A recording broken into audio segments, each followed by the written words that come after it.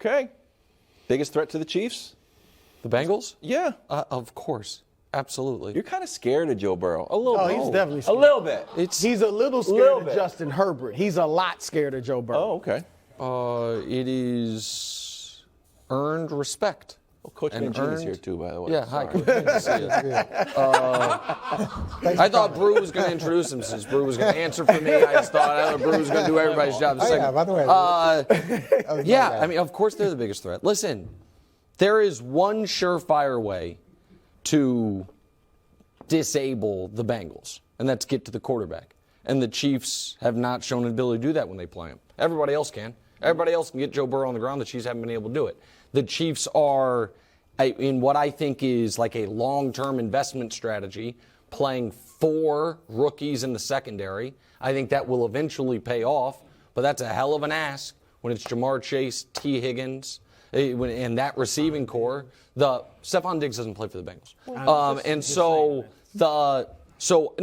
the Bengals have proven it. The Bengals have not only beaten them in consecutive regular seasons, they went to Arrowhead, were down 21-3, getting totally outclassed for the first half of the AFC title game in a moment where it kind of felt like the Bengals could have had hey, guys, this is a great season. We surprised people, you know what I mean? And then they rallied and won the game in overtime. Yeah, you're scared, a little scared.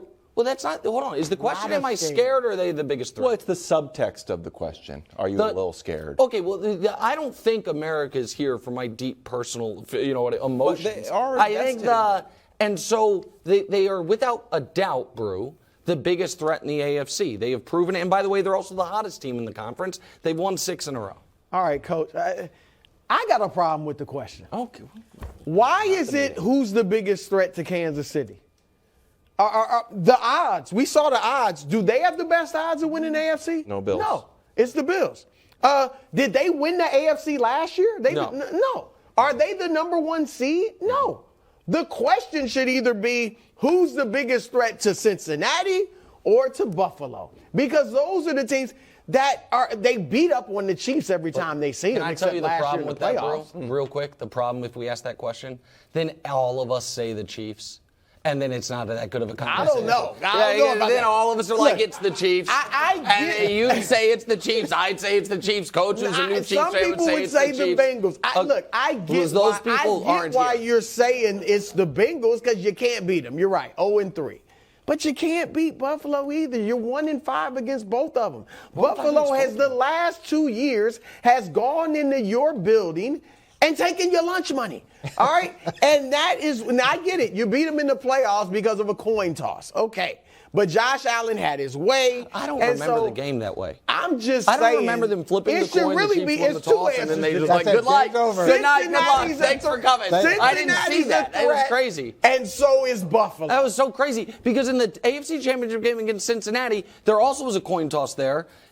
And the Chiefs won that coin toss, but we didn't get to go to the Super Bowl. They changed the coin toss rules or something, Coach. I'm confused. Look, it's fine. Chris, I love what you're saying because it is more than just one threat to the Chiefs. It is the Bills, and when you look at when they played, they hung almost half 100 on them offensively, and Josh Allen outplayed Patrick Mahomes. But we'll get to that. To me, it's more the way that Nick answered the question. Did you see the awe that he had for Cincinnati? Yeah. He's scared. The apprehension. So when we're in New England, we had things rolling. There's a mystique when we played, and to some degree, we had an advantage when we played anybody because they were worried about the different things that we could do. And then the Giants figured that mystique out, and the Giants were their kryptonite. And to me, this is the same thing with Kansas City. Cincinnati is kind of Kansas City's kryptonite. They're not worried about the mystique. They're not worried about the MVPs. They're not worried about all the success, the 7 conference championships. And that, like the way that he's thinking, the question is that the way the team approaches it too? So every time the Bengals show up, now Kansas City's like, ooh, I don't know if we can do that.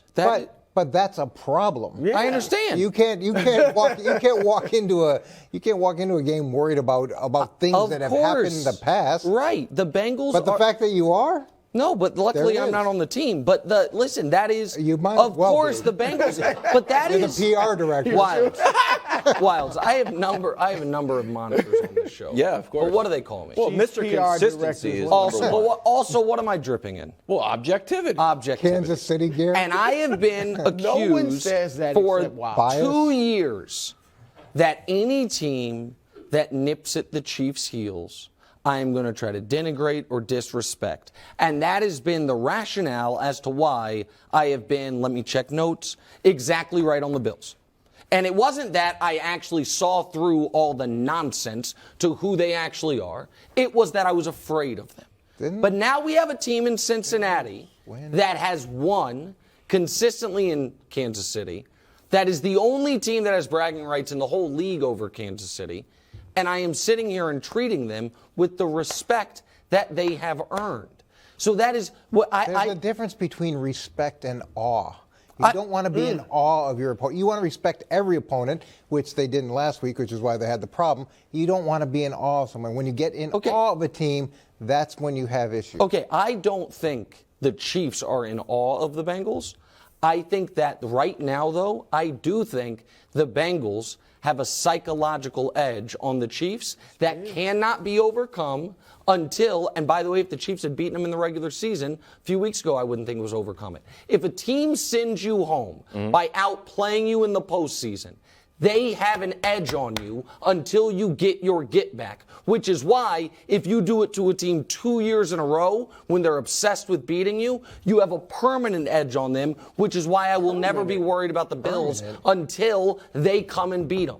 But the Bengals right now own those bragging rights. They own it. Coach, quickly, Fox Bet MVP odds. Mahomes at 1, Burrow and Hurts tied at 2. Do you think Burrow can sneak up the MVP ladder? If Burrow runs the table here, and he's got 3 harder opponents than Mahomes have, they're winning 9 straight games at that point. They're not that far separated in terms of touchdowns or quarterback rating, any of those things. I definitely think that he has a chance to, over this 3-game period, especially if Mahomes struggles against one of these next 3 opponents, which comparatively seem to be, and I'm not a schedule guy, but seem to be a lot lighter than the other guys, than the other opponents. No, I agree. Look, let me start with this. Patrick Mahomes, if Jalen Hurts doesn't play the next game or two, I think Patrick Mahomes will win the MVP.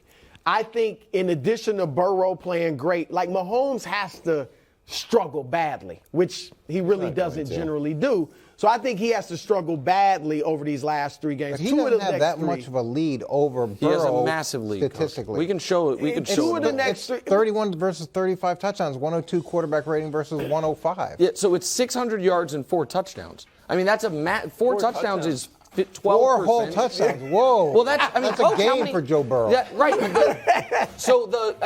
But he's leading in every category except for turnovers. But that's I tend to agree with Nick. But if he struggles, Burrow could catch him. But Wildes, if you went out the odds to 4th, it would be Josh Allen. I contend that Josh Allen is not out of it because, like Coach said, they got 3 games. Chicago, okay, but they got Cincinnati on a Sunday night. If Josh Allen goes and plays Cincinnati like he played, say, against Miami, and is great, and they beat Cincinnati in their win streak, then they go play New England, and he's great against Belichick, and Mahomes struggles, I think Allen could make a push. I'll book that bet for you. You said he's 4th in the odds. Tell me the odds. I'll book the bet for you. I'm not predicting. I'm just saying if Mahomes struggles, some of that imaginary money they always put up. Can I just make a point? Fake money.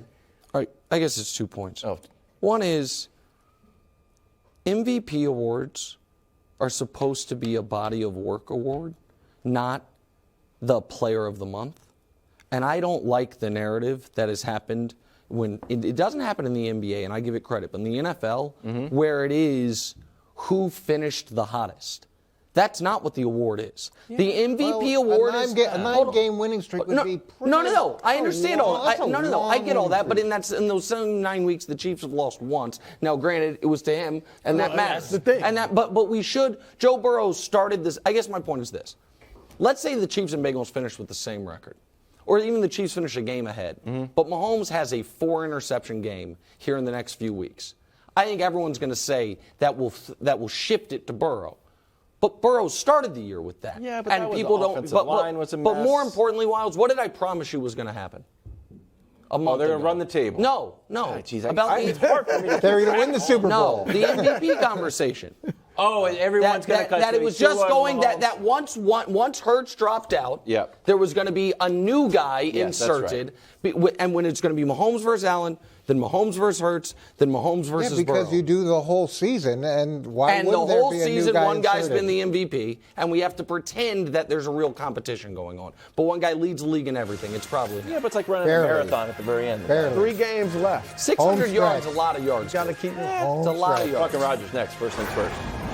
I like the way you get quieter as you're giving knowledge. Thanks for watching. Subscribe here to get more from the show and to check out clips from other shows on FS1.